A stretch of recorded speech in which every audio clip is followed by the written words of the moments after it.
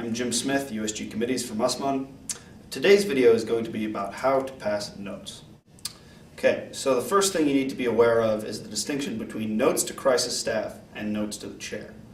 Notes to the chair are about more general concerns like being added to the speakers list, or you feel you're not being called on enough and you need to sort of rectify that with the chair.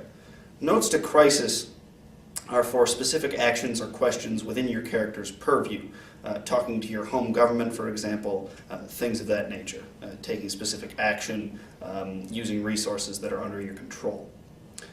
There are three things you want to keep in mind when you write notes. The first is to always address the notes to whomever you're sending them to, whether it be the chair, to crisis, or to another delegate. For another delegate, you simply write the name of the country. Second, you always want to sign the note.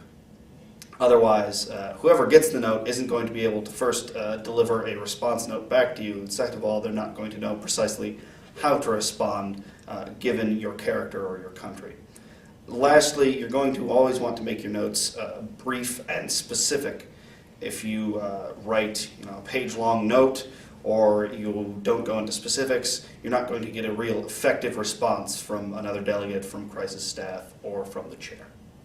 Thank you, Director. All those wishing to speak at this time, please raise your placards. Deputy Director, Office of Infectious Diseases. Well, as we just learned from Dr. Smith, the contaminant could be in our food. And if it's in our food, then that's something that we need to really watch over, because if it's in our food, it's going to spread faster. And especially with symptoms not showing for up to 7 days, it can spread to a majority of the population before we actually treat it. So what we need to do, when passing notes, there's several important things to keep in mind. But most importantly in a crisis, when you're trying to get the note to the crisis staff, you need to clearly label your note crisis staff on the outside.